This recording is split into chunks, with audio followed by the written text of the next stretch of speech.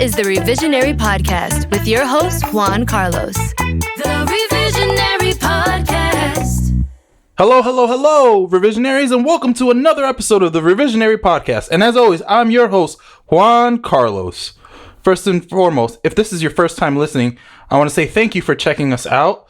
The way this podcast works is we bring on guests, usually comedians, who tell a nonfiction story about their lives in which they wish things had gone a little bit differently.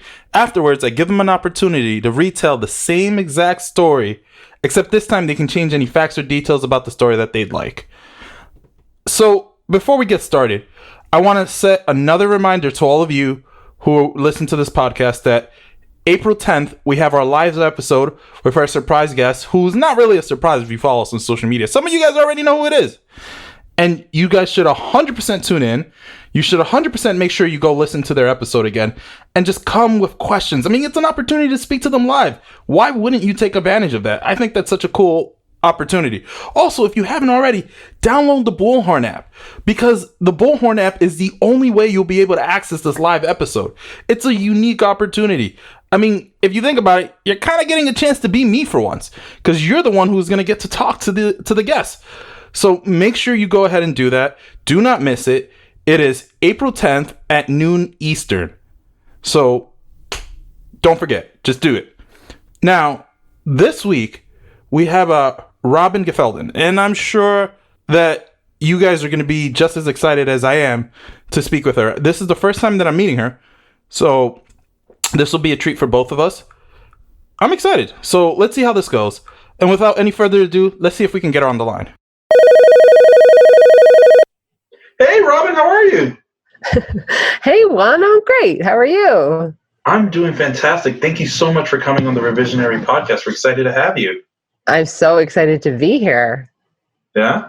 Well, before we get started, what have you been up to? So, as you know, I used to drive the Oscar Mayer Wienermobile. Sure. And it was tons of fun. And I'm working on a screenplay about that experience with my writing partner, which is really fun. And it's nice to have like a little bit more dedicated time to work on that. I've been hosting lots of virtual shows for my show, which is called Yum's the Word. I typically, when we do it live and in person, I make ice cream cakes for it. Mm-hmm. Obviously, I'm not doing that. We just had Jerry from Ben and Jerry's. Oh my God. I know. It was so amazing. Cool. Oh my God. Juan, I was like losing my mind. I was like, oh my God. Oh, you'll appreciate this. Sure. I'm talking about stuff I've done. Just 2 weeks ago, I interviewed Chris Berman. What? Yeah. That's so cool. I would love to meet Chris Berman and tell him how wrong his basketball opinions are. I'll see if I can pass him on. No, I know. He's like, he's a character. Well, first of all, we all know he's a character. Yeah. But super nice guy, really, and obviously very funny. And I was really much more, I was much more moved by our conversation than I expected to be. So that was pretty cool. So let me ask you this. First off, how did you even get onto the Oscar Mayer Wienermobile? Oh my God, it's a wicked long story. All right. They came to campus and recruited for it. I had never seen it before. I was like, this job has my name written all over it, and I went balls out to get it. I made, this is a long time ago, I made a cassette of me singing self-promotional songs. Sure. I called it Rock and Robin's Hot Dog Holiday Favorites. Yeah.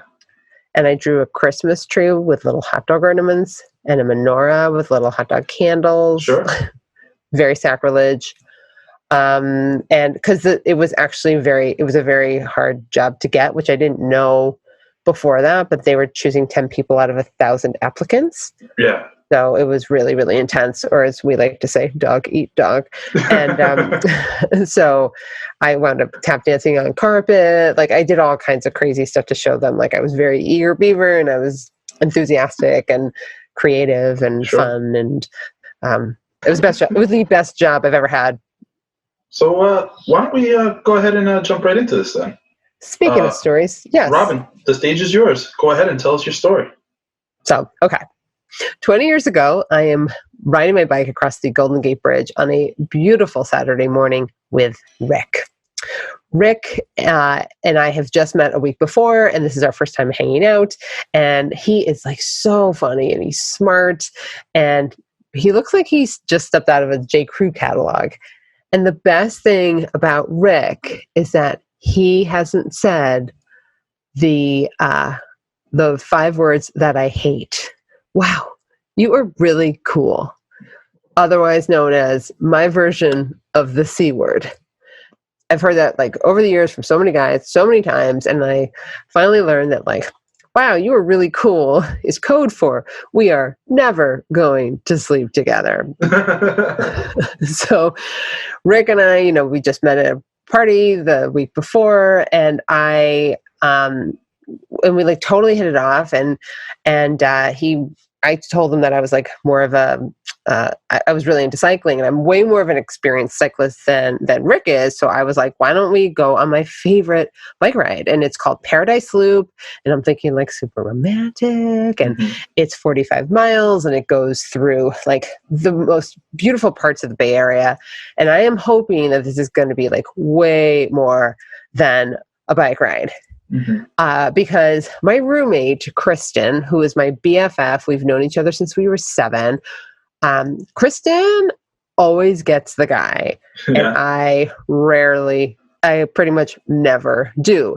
And at this point, I love her to pieces, but I'm also like incredibly envious of her because, she like Kristen's idea of fashion is like a mini skirt and a low cut top and like lots of sparkly jewelry. Sure. My idea of fashion is like a button down shirt, jeans, and like one of my collector Swatch watches, or like an Etch-a-Sketch watch that you can do like a real Etch-a-Sketch on. So you're preparing to go work the lumber mill is what you're telling me. Oh, bird. I mean, that wasn't my intention, but I see where you're going with this.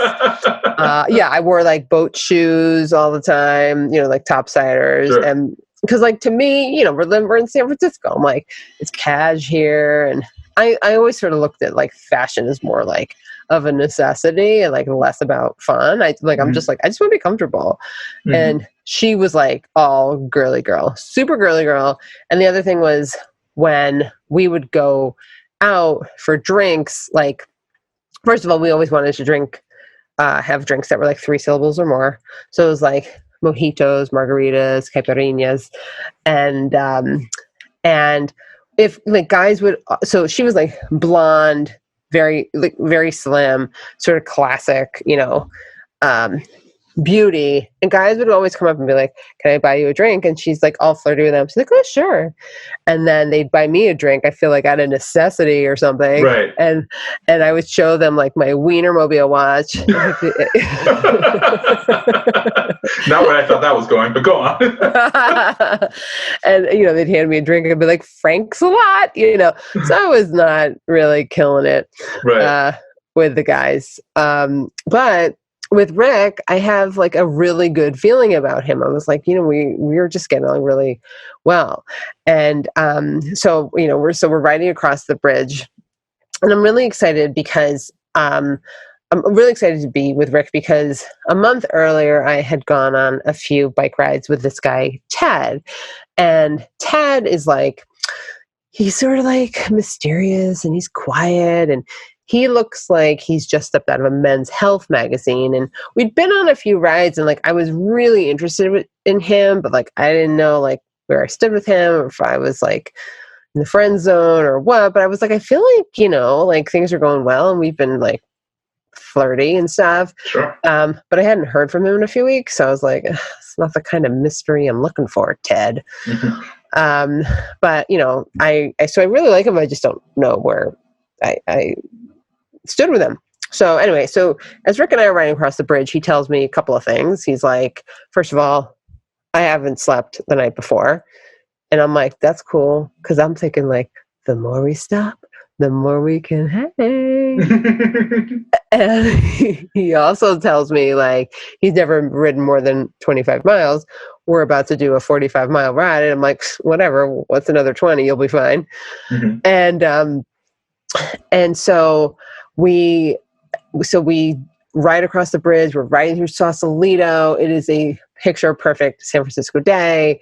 And we're like flirting and chatting and laughing. Right. And I was like, oh my God, this is going so well. And we stop at this one area in Tiburon and we have this little picnic and we're looking back at San Francisco and the bay. And it is just like unbelievable. And I was like, oh my God, Paradise Loop is totally living up to its name. Yeah. And so Rick and I like finish our picnic and we start heading back to San Francisco. Sure. And after like, I don't know, we have like 10 miles left or something. And we pass this really popular bike shop. And I look to my right and riding alongside me is Ted. And I'm like, what? So I was like, oh my God, what do I do? What do I do? And I'm thinking to myself, like, I don't want to mess up my chances with Rick, but like, where have you been, Ted? But I don't say a word. And we keep riding and we keep riding. And I am getting so flustered. And, you know, I don't want to brag.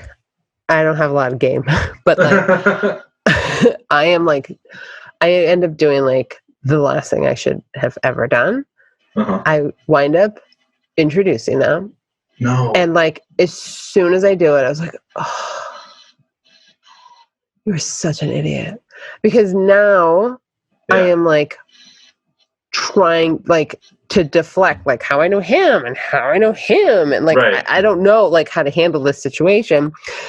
And Ted tells us, like, he's like, hey, I'm heading back to San Francisco. And then Rick, because he's like so lovely and sweet, is like, hey, why don't we all ride back together? Right. And I'm like, yeah, great. Thanks, Rick.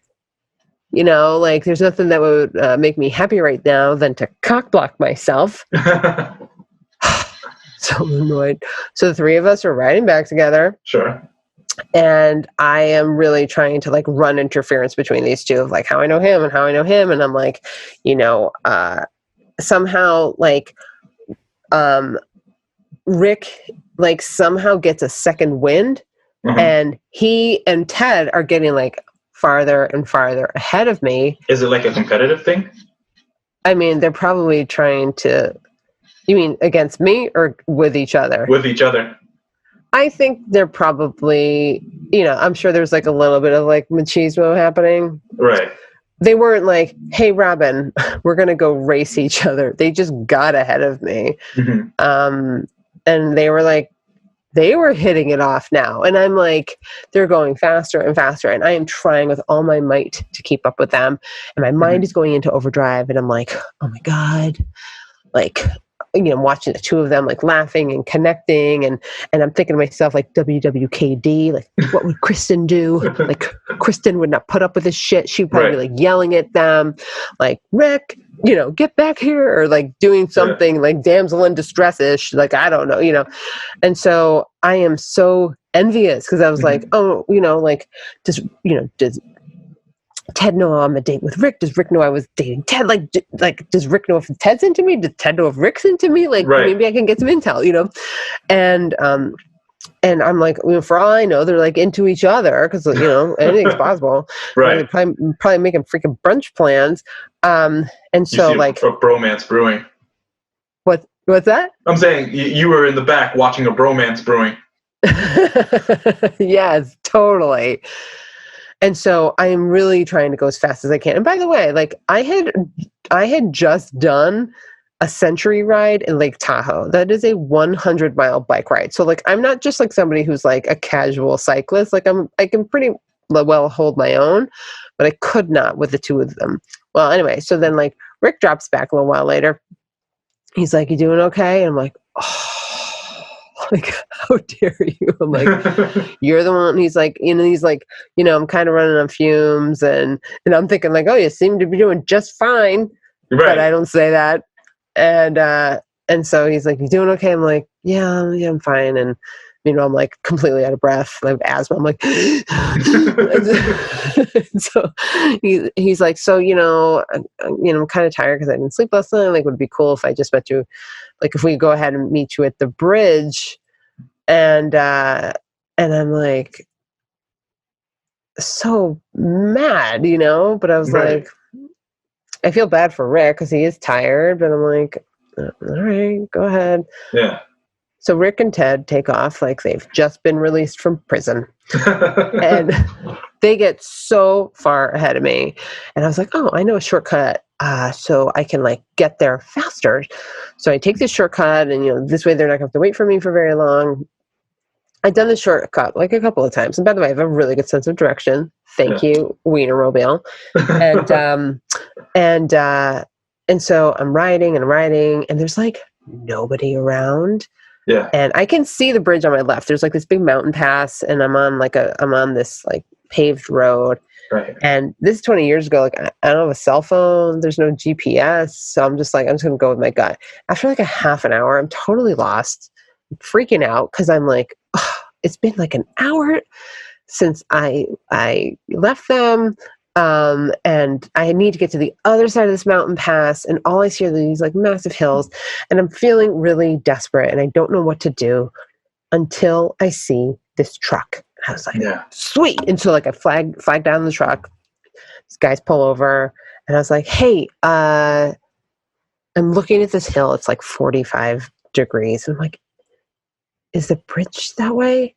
And the guy's like, yeah. I was like, oh.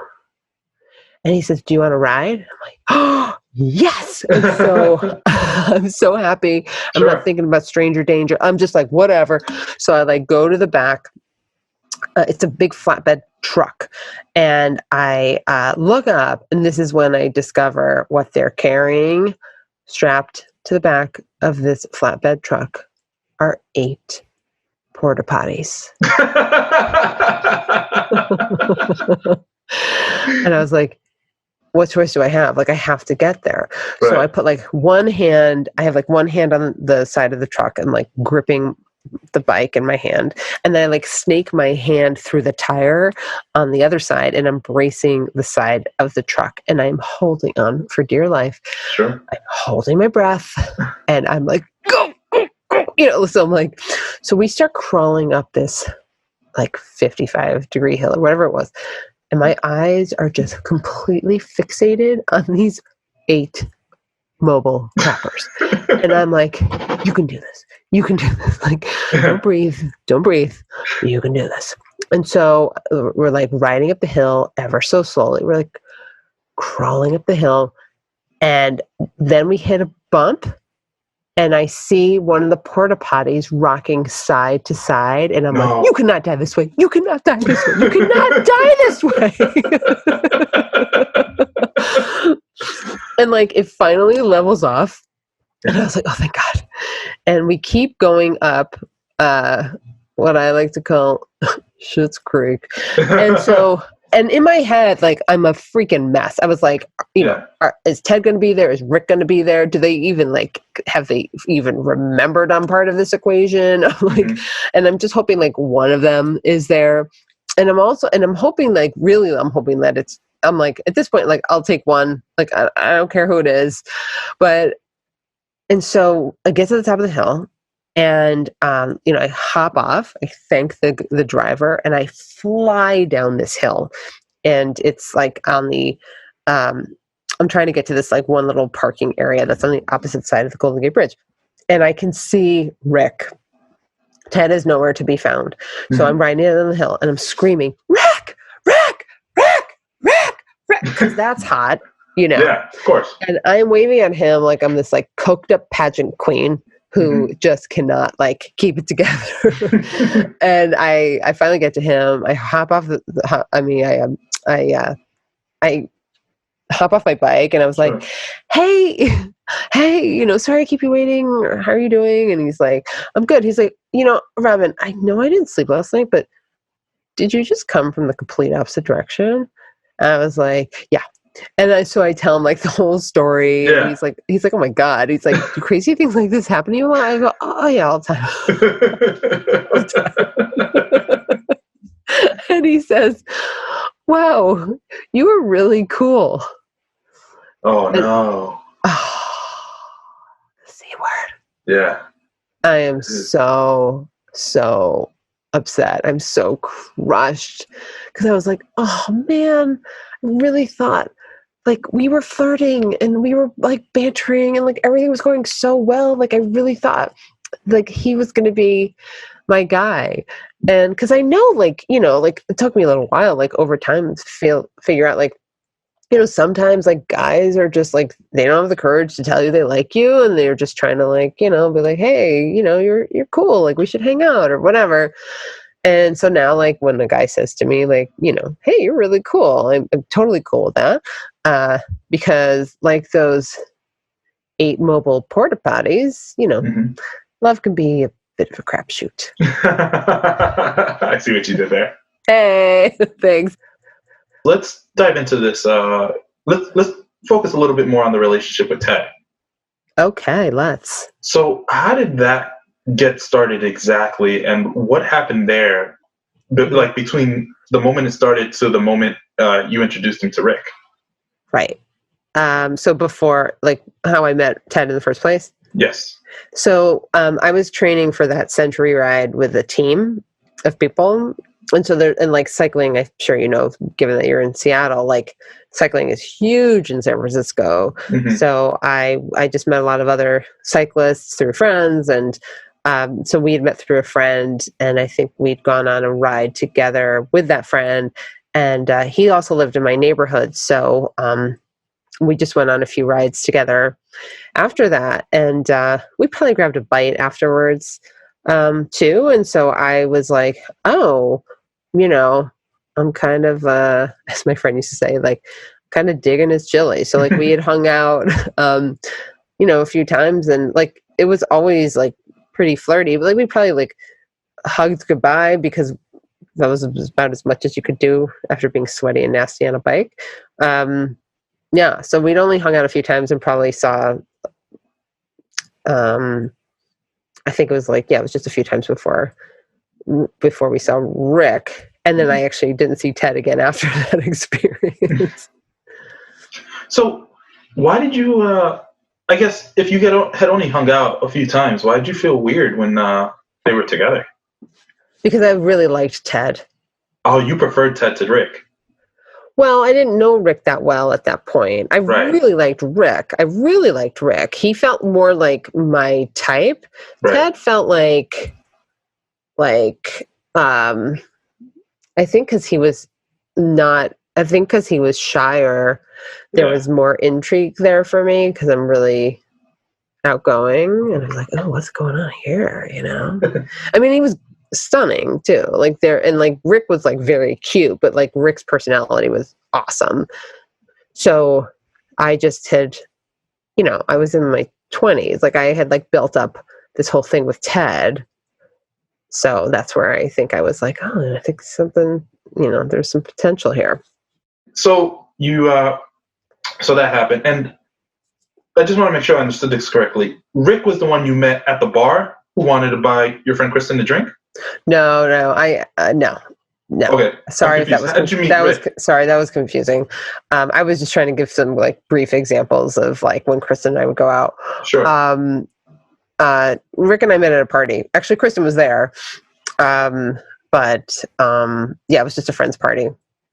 Got it. And who approached who? I don't know. Such a long time ago. Somehow we got introduced, and like it was like we were like boom, like we were just had so much to talk about. He's so friendly. Yeah. I mean, we're both, I like to think, like good conversationalists, so like that certainly made a difference. He was also in sales, so like, you know, salespeople are always pretty friendly and chatty, and and I feel like we hung out a lot after that, actually. But obviously in the friend zone.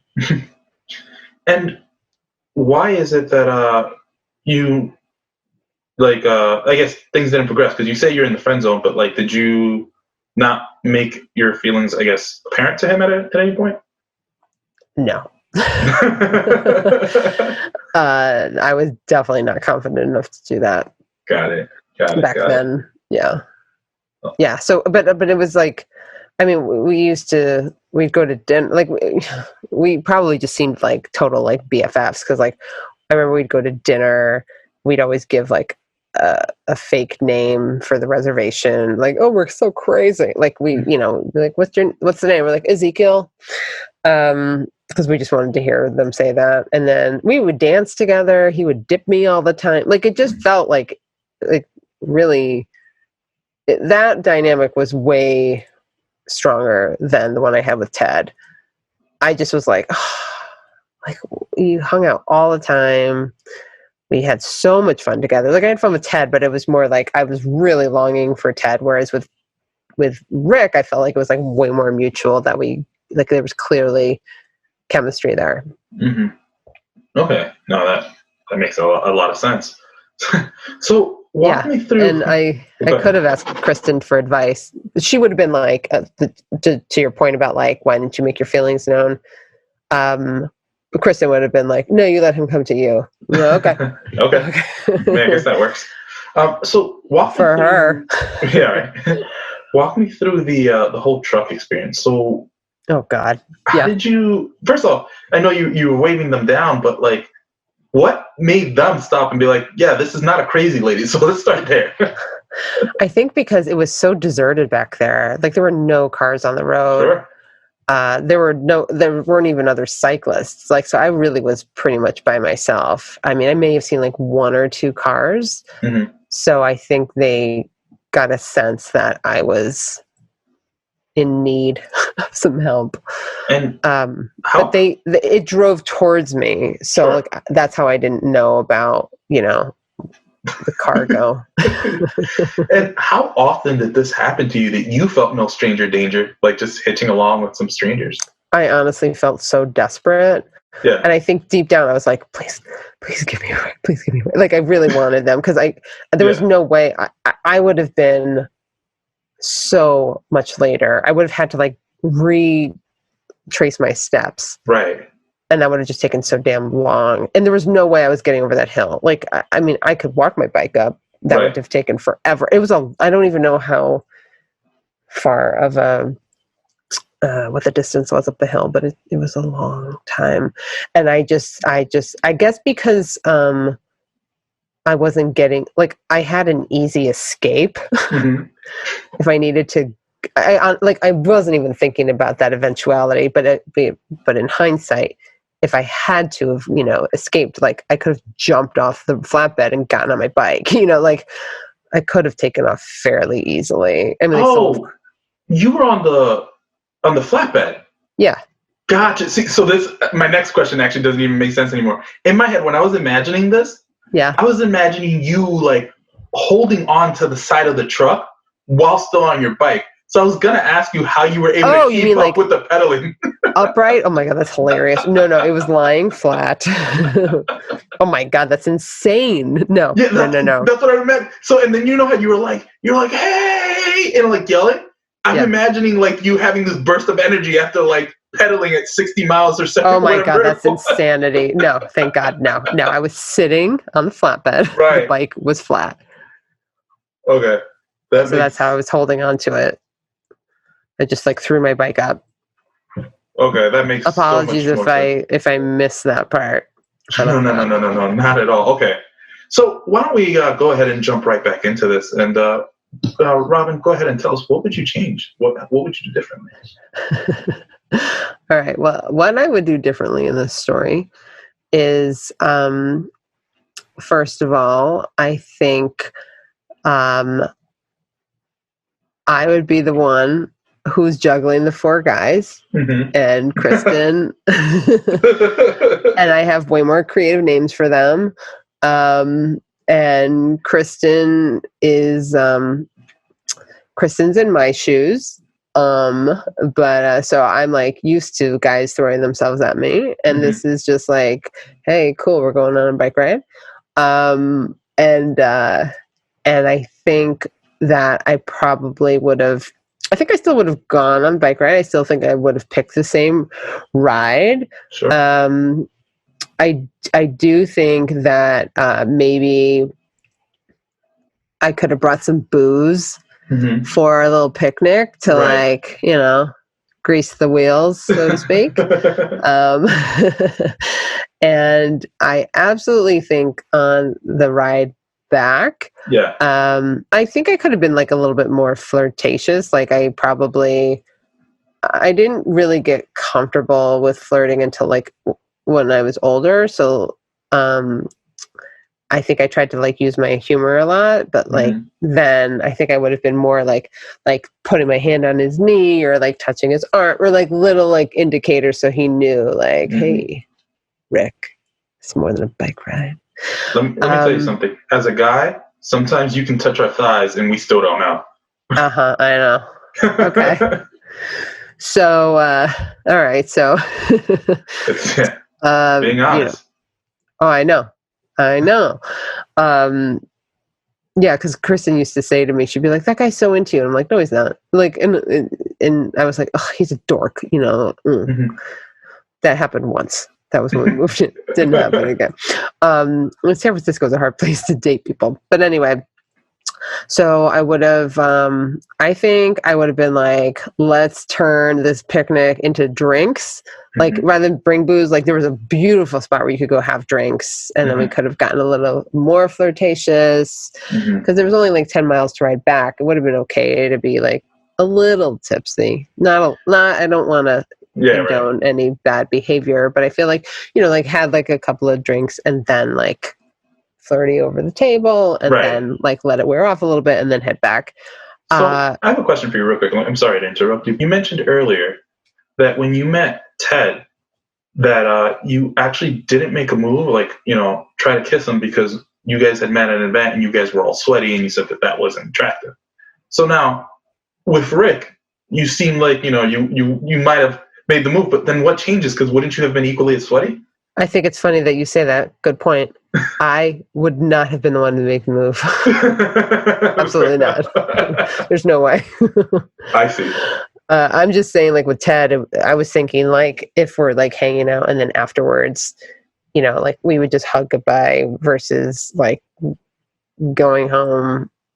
I think it's more of like the like with Rick, it would have been more like I never felt like I was like super flirty with Ted, and I think with Rick I would have wanted to like you know, having some drinks like loosens you up, and so I could have been a little bit more flirtatious with him, and then he would have been like, oh, she's into me, like he would have known. Like Ted probably had no idea I was into him, and then I think Rick would have had a better sense, and then we could have, you know, gone home, gone to our respective apartments, showered, and then gone back out later. Maybe not that night because he hadn't slept, but you know, another time. So then it's like, oh, she's digging my chili. Cool. That's sort of what I'm thinking. Got you. No, that makes perfect sense. Okay. No, yeah. It's all adding up. I love that you think that I am like this amazing, strong, like I'm gonna like throw myself. Nope. I just think you're a strong, confident woman, and I'm super sex positive, and I respect everyone's right to make a move. That's all. Yeah. No. Totally. Yeah. Totally. Good point. Yeah. I was definitely more. I definitely wasn't very confident back then. So, but I appreciate your believing in me. So then riding back, I would have loved to have not have had that interaction with Ted. But I absolutely positively would have just like either stopped so that Ted could ride ahead of us. I would never have introduced them. Absolutely not. I would have just hogged Rick to myself. Right. Because he ultimately was the one I really wanted to be with anyway. Right. Because I was like, whatever, Ted, even though I was still curious to know what was up. Yeah. Because like I said, like we, as far as I could tell, even that early on, I was like, oh, I think we get along really well. So I felt really good about it. so then I could have had the like romantic bike ride of like Paradise Loop living up to its name the way I wanted. I could have avoided the shortcut and just taken like the long route, although that was absolutely not a shortcut, but like gotten to know, gotten to know Rick better, gotten to like chat with him more and just spend more time with him. And we rode back and we could, like go out on an actual proper date, like the next day or, in the days that follow. Like that would be like my fantasy, and that no guy would ever say you're really cool again. That would be amazing. Somebody just said it to me like a month ago. It's like, let me ask you this. So what if Rick were to listen to this episode? Yeah. And then, come back and go, you know what, Robin? I've been harboring these feelings for you all these years. And now that you've professed that you had feelings for me way back when, and said this to you now, what would you do? What would happen? I'd be like, go get a COVID test. I would have been stunned, absolutely shocked, delighted. As far as I know, he still lives in the Bay Area. And I would totally be game for some like Zoom calls, see what's happened in the last 20 years. And I would totally explore it.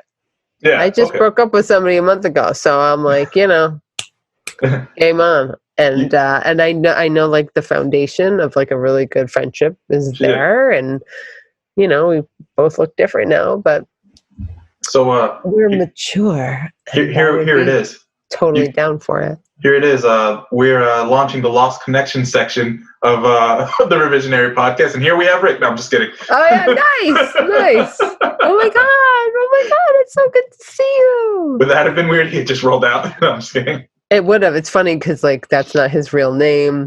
Yeah. I usually check. I always change people's names, but for some reason I didn't change Ted's name because I'm like I don't think I'm in touch with anybody who even knows him, and it doesn't matter. And I don't think anything bad about him. Just that he didn't wait for me. But why should he? He wasn't on the ride with us, technically. So okay, I think first and foremost, I want to say thank you for sharing the story. This has been wonderful. I've thoroughly enjoyed hearing about your bike ride. Oh, thanks. I still ride. I love cycling. Yeah, thanks for having me. I tried getting into it, but you have to be somewhat fit to bike ride. No, you don't. No, I did. I try to go over a bridge, and what they don't tell you about bridges is you think that when you're in a car, the bridges are flat. They are not. They're all the way uphill and then all the way downhill, and then you have to get back. So it's twice. And if there's wind, wind on a bridge is awful for a cyclist. Yep. It sucks. Learned that firsthand. Yeah, so, I bet. Before I let you go, we have a few traditions on this podcast. Ooh, I love traditions. Tradition. The first is, at the end of every episode, we ask our guests to share a quick childhood story with us that puts a smile on their face, or just generally, just makes them happy when they think about it. Oh, well. I love this story. I'll tell it as quickly as I can. Sure. So when I'm the oldest of three girls, and when I was a kid, I was the guinea pig for all of my dad's athletic experiments. Sure. I think he was just like, do any of these girls have any, athletic potential? Mm-hmm. And he tried to get me to play golf, and I clobbered my head with a putter,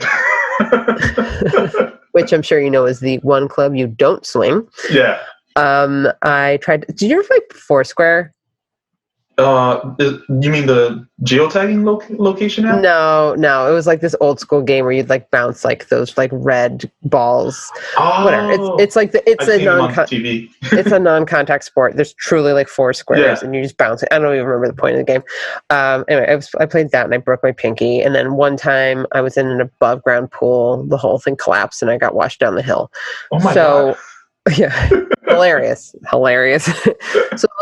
So then when he asked me to, and by ask I mean made me be on an all boys basketball team in 6th grade, I was like, what are you doing? You should know what you're getting yourself into. But my dad is kind of an intimidating figure. He's a little like Bobby Knight-ish, if you will, if you know who I'm talking about. Mm-hmm. And so very intimidating. And I was like, I can't say no to my dad. So I go to like my first practice, and there's all these 11, 12-year-old boys running around the gym. And I'm like freaking out because I'm like, I don't belong here. Like I can't make a layup. I can barely dribble. And during sprints, I can't breathe because I have asthma. Mm-hmm. So I'm just like, ugh. And all I want to do is like go home and practice my jazz routine for Danger Zone. And anyway, the game starts. The season starts. Games are always the same. I'm running up and down the court going, I'm open. Never throw me the ball. But I'm like doing my best for the whopping 2 minutes that I'm put in. And like a few weeks into the season, like they're still not throwing me the ball, but we have our team photo, and we were sponsored by the local florist. We had these khaki shirts with red block letters that said Flower Box. Mm-hmm. A Flower Box van just drove by me the other day. I was like, get out of here. But the morning of the team photo, can't find my basketball shirt. I'm like, sure. Like tearing the house upside down. And my dad's like, Robin, Amy, Gelfenbien, let's go. And so I just grabbed the only khaki shirt I have, get in the car, zip up my coat. I'm like, I don't want my dad to see. I don't want these boys to see. But like, obviously, I'm going to have to reveal this. Get to the gym. They're all lined up against those like blue mats in the old school like gyms. And I unzip my coat, and I'm like dreading this because my khaki shirt that's supposed to read Flower Box says instead Girl Scout Cookie Champion. Why? Because I was the Girl Scout Cookie Champion. I couldn't find my shirt. It's my only khaki shirt I own. So it says Girl Scout Cookie Champion. And the boys like lay into me, like, I'll take some Thin Mints and some box, this, I'm just like, oh, I'm so mad. I'm like, because like the Flower Box shirt is infinitely more masculine than a Girl Scout Cookie Champion shirt. Yeah, of course. So, yeah. So anyway, games continue. I'm doing my requisite, running up and down the court. Final game of the season. I'm like, finally, ref calls substitution. I go in after running, going, and so I go in. I'm like, I'm open. They're still not throwing me the ball. And then like a minute or so passes, and Randy Zano does the unthinkable. He throws me the ball. Oh no. Oh no is right. And I am standing there like watching this ball come hurling towards me. And over on the sidelines, my dad's like, come on, Rob. Like basically like, don't screw this up. And I'm like, okay. I was like, you know what? This is my time to prove myself. Like maybe I do have some athletic potential. Yeah. And like, I'm not gonna let my dad down. And then I do what like any other 11-year-old girl who's been mocked all season by her all-boys basketball team would do. Mm-hmm. I ducked.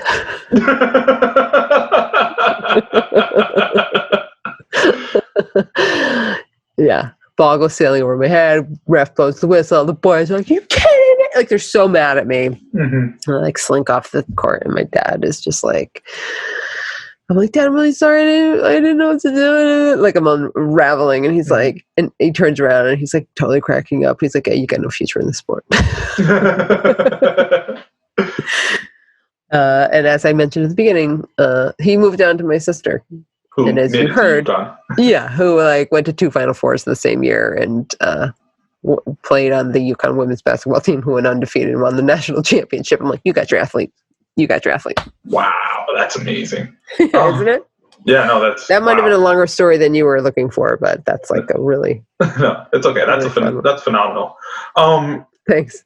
So then the second tradition that we have on this podcast is we like to highlight a charity or an organization. Oh, yeah. At the end of every episode. Do you have a charity for us? Yes. I've been working with this nonprofit for many years called She's the First. And they provide scholarships and leadership skills for girls around the world to be the first in their families to graduate from high school. So not only do they give them the educational tools and financial tools, but they give them leadership skills to be leaders in their communities. And the idea is that they want all girls to be like educated, respected, and heard. And I can't say enough about them. They're fantastic. They were part of Michelle Obama's, she did like Global Girls Alliance a few years ago. She only chose 4 nonprofits, and they were one of them. And it's just like a couple of like 30-somethings running this, and they're very impressive. Well, thank you so much for doing that. Please send me the link, and I'll go ahead and put it in the description for everyone to follow. Sure. It's she's the first.org, no apostrophe. Where can we follow you, or where can the Revisionaries follow you? Oh, yeah. I'm on Instagram at robin.gelfenbien, and that's GELFENBIEM. At Twitter and TikTok at Robin Gelfenbien. And if you want to follow my show, it's Yums the Word Show across all social media. And because I make ice cream cakes, I call it Ice Cream Social Media. And and it's Yums without an apostrophe there as well. So Yums the Word Show. Perfect. And before I let you go, do you have any last words for our Revisionaries? I would say thank you for listening. I hope you never find yourself in a pickle with port-a-potties, because it is very unpleasant. But like, go with your heart, go with your gut when it comes to these stories of love. Perfect. Beautiful. Thank you so much for coming on, Robin. Have a wonderful day. You too. Thanks, Juan. The Revisionary Podcast. I thought this was a super adorable story, if I'm being very honest with you guys. Like, I don't know, there's just like this innocence to it that I really enjoyed, and it's just wild, you know what I mean? Like she caught herself in this like possibly, well, in this awkward situation, you know what I mean? And the fact that they hit it off, it just, the way everything worked out, I thought that was pretty cool. So I really enjoyed the story, and I'm really glad I heard it. I want to make sure that you guys know, like, once more, how much I appreciate all of you. Please, again, don't forget to follow us on social media. Make sure that you tune in and put the live show on your calendars. Make sure that you remember April 10th at noon Eastern. We're having that live show. Make sure you download the Bullhorn app, and also pay attention to our social media, because I will put out like a link ahead of time so that you know exactly how to access the live show. I want to make sure that as many of you as possible make it out to the live event. So thanks again for listening. And as always, enjoy the rest of your day. Thank you for listening. This is the Revisionary